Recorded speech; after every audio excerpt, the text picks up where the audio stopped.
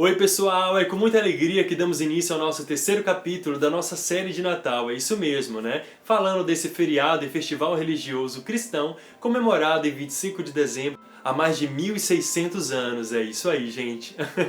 E como viemos estudando aqui, já falamos da origem, né, do Natal, já falamos, né, um pouquinho sobre Maria de Nazaré e um pouquinho de quem era o anjo Gabriel.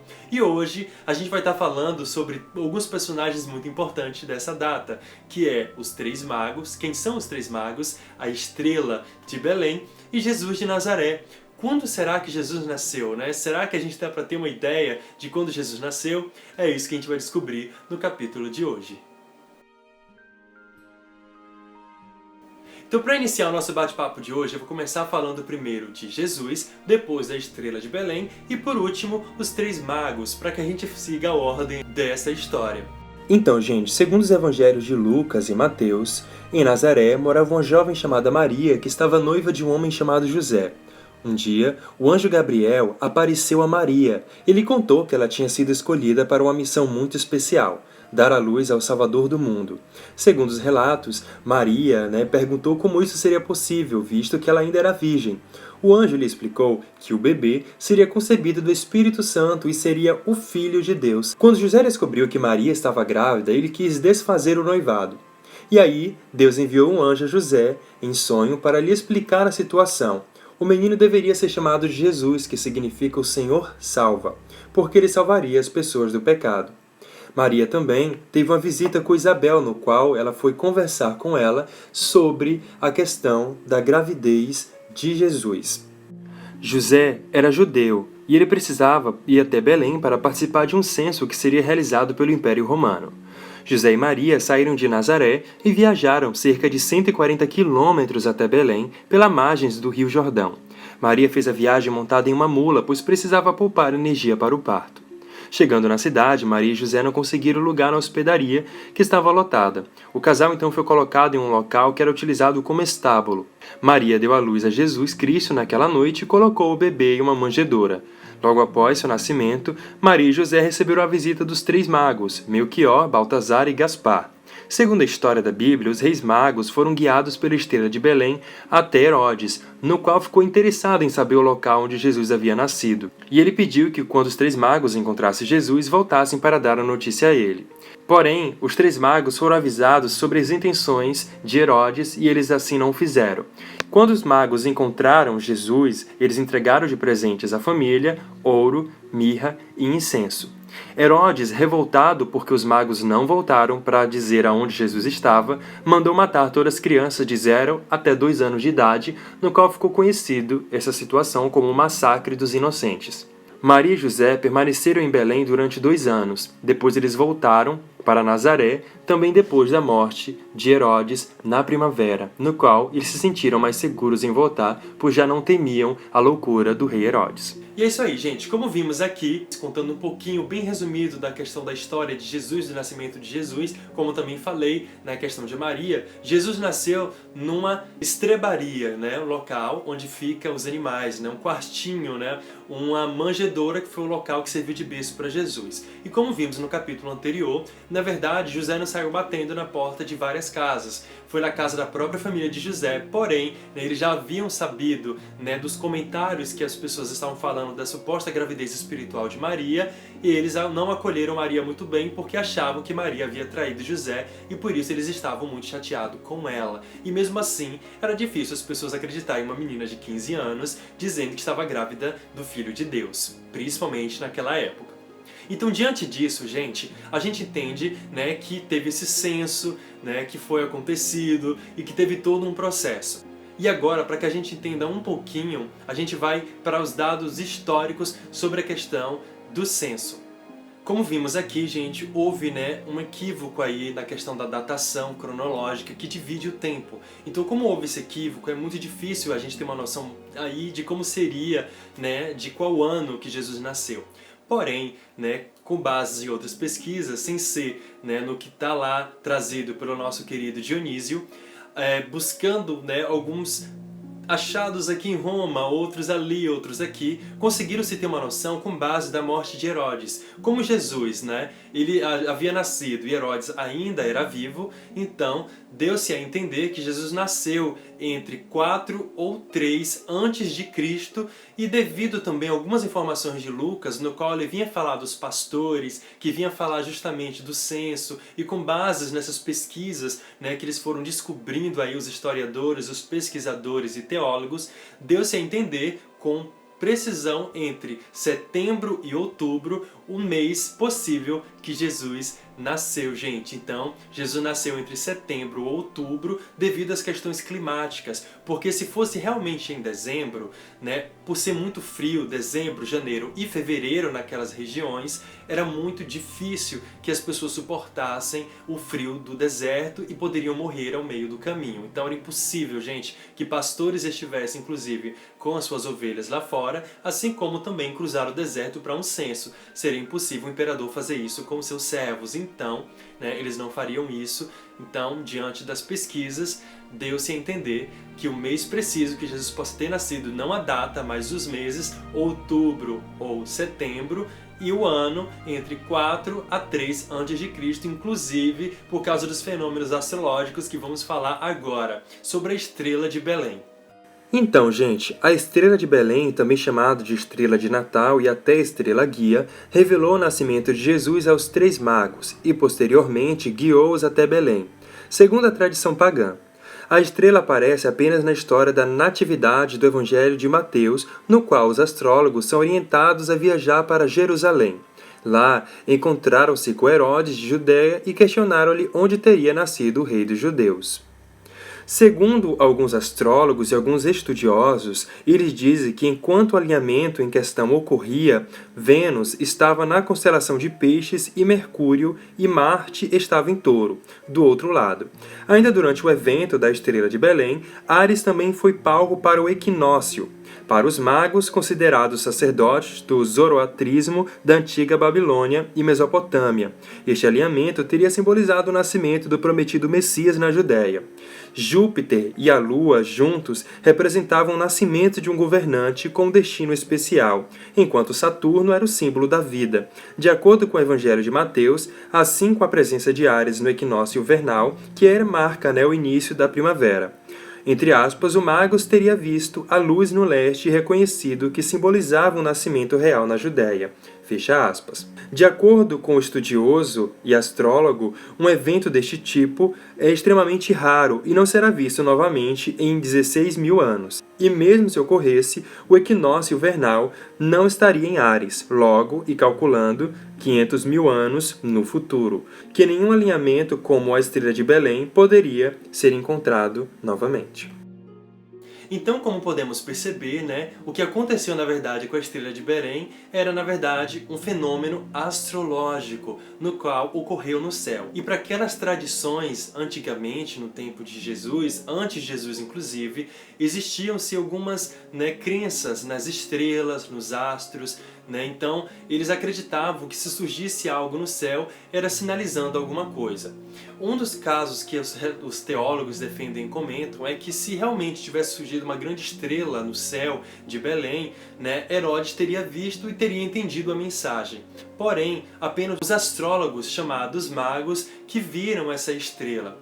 Dá-se a entender também que poderia ter sido uma supernova, um cometa ou realmente aí uma junção de planetas. Então existe aí uma discussão para que se descubra e se entenda o que de fato aconteceu com essa estrela.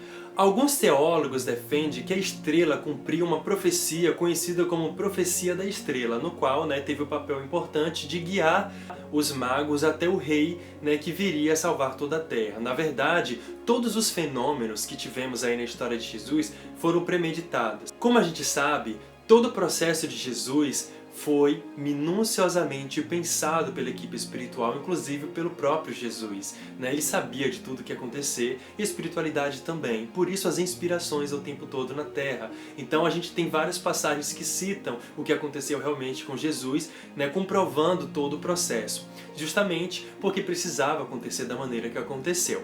porém, claro, com muitas influências humanas, porque Jesus não escreveu nada, nem Maria escreveu nada, então houve sim aí umas mexidas pelo humano, né, que a gente não sabe em que ponto se perde o que, mas a gente entende sim e vê a veracidade da coisa, porque apesar, né, do Evangelho de Lucas e Mateus relacionando o caso não ser de uma comprovação cronológica, mas sim de informações teológicas, a gente dá para ter uma noção um pouquinho, né, do que realmente aconteceu. Lembrando que também as informações trazidas por Lucas e Mateus foram informações recolhidas. Eles ouviram e diante daquilo que eles conseguiram como informação, eles compilaram o que temos hoje no Evangelho, tratando de forma muito curta, gente, muito resumido, o nascimento de Jesus.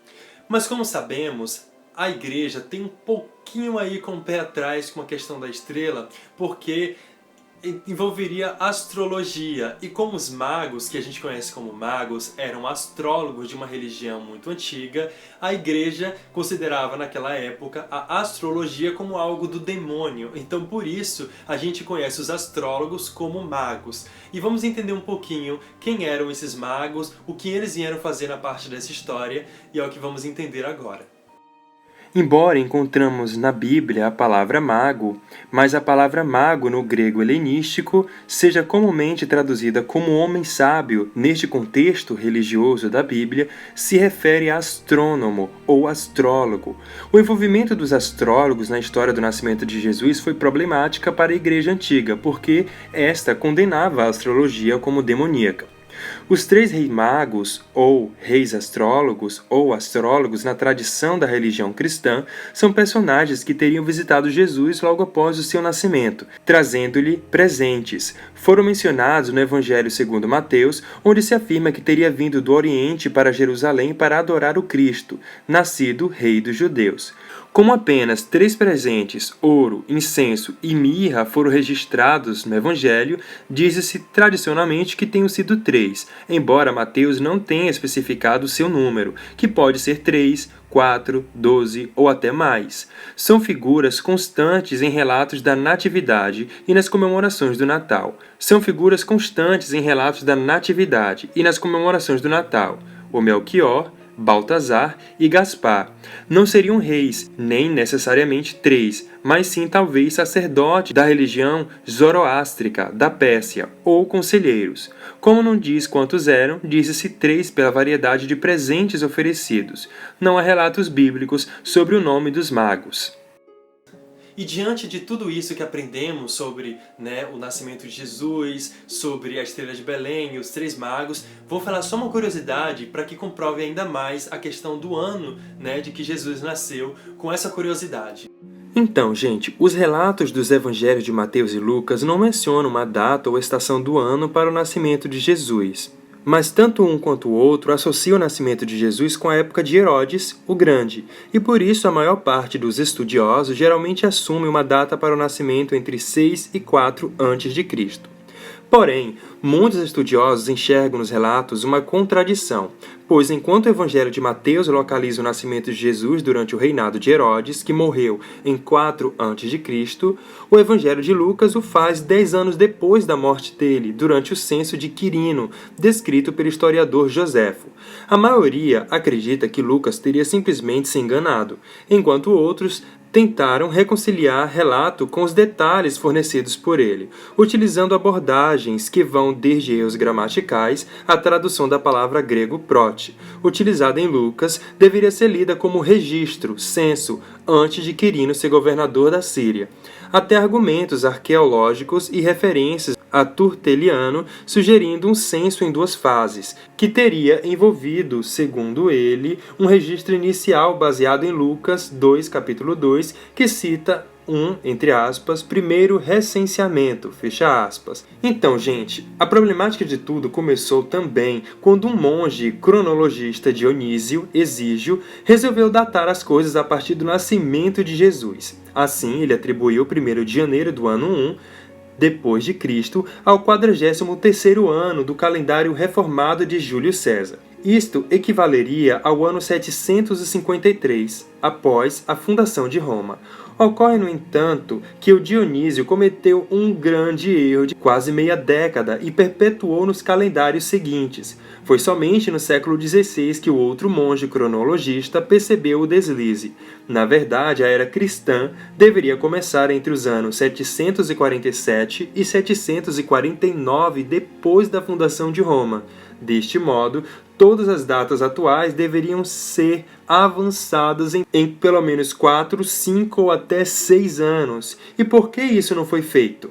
Já imaginou, gente, o trabalho que ia dar para limpar toda essa bagunça? Imagine mudar todas as datas em livros, todas as datas convencionais da história humana. Pois é, o Brasil, por exemplo, seria descoberto em 1505 e não em 1500, segundo a data convencional. E a independência proclamada, do Brasil seria em 1827 e não em 1822. E isso sem contar que seria difícil saber se o retrocesso é de 4, 5 ou 6 anos. Devido a isso, podemos dizer que Jesus nasceu antes de Cristo, após o ano 1 depois de Cristo. Era o ano que ele teria 4 ou 5 ou 6 anos de idade. Então, diante dessa informação sobre Herodes, a gente entende, que realmente Jesus nasceu no ano 4 a 3, nesses anos aí, porque antecede justamente o momento que Herodes morria, que foi depois do massacre, inclusive, segundo eles, o massacre dos inocentes, que aí fica sobre a tese de se aconteceu ou se não aconteceu. Mas isso, como não temos ainda dados realmente que comprove que isso realmente aconteceu, ficamos apenas em teorias que vamos só espiritualidade mesmo para poder trazer pra gente com veracidade tudo isso que estamos refletindo aqui, por falta realmente de algumas informações que não completam alguma coisa. Mas, diante de pesquisas muito profundas, Tertuliano, sérias, sugerindo um censo em duas fases, que teria envolvido, segundo ele, um registro inicial baseado em Lucas 2, capítulo 2, que cita entre aspas, primeiro recenseamento, fecha aspas, no qual ele queria retratar o nascimento de Jesus para aquelas pessoas que não conseguiam entender bem como foi o nascimento de Jesus. Então ele pediu permissão à igreja naquela época para que pudesse fazer um presépio enorme no qual ele traria em figuras de argila, representando Maria, Jesus, José, e trouxe animais vivos, inclusive, para compor todo o cenário ali, e no qual foi também realizada a missa de Natal naquele dia. Essa tradição pegou e aí foi espalhando-se pela Europa, no qual muitas duquesas, condes e pessoas com mais posses fizeram as representações, e que depois chegou a todas as pessoas, as mais simples até aquelas mais ricas, tendo aí essa representação do Natal, uma forma do presépio. E é isso, meus amores, essas foram as informações do nosso capítulo de hoje. Eu espero ter trazido de uma forma didática para vocês, que vocês possam ter entendido o capítulo de hoje de forma muito resumida, mas que traz a reflexão realmente sobre o verdadeiro nascimento de Jesus, que não foi 25 de dezembro, possivelmente entre setembro a outubro. Então Jesus era entre virginiano a libriano. Enfim, isso não importa, o importante é a mensagem que ele trouxe, o nascimento em nossos corações e a mensagem principal, que era a transformação da terra e de todos os homens. E é isso, gente. Nosso capítulo vai ficando por aqui. Estarei aqui amanhã com o nosso 4º capítulo da nossa série de Natal, falando sobre Papai Noel, árvore de Natal, sobre os presentes, por quê, O que eles estão fazendo nessa história se é sobre Jesus? É isso que a gente vai descobrir. Tchau, tchau, gente. Nos vemos logo mais na nossa série de Natal. Tchau, tchau, gente!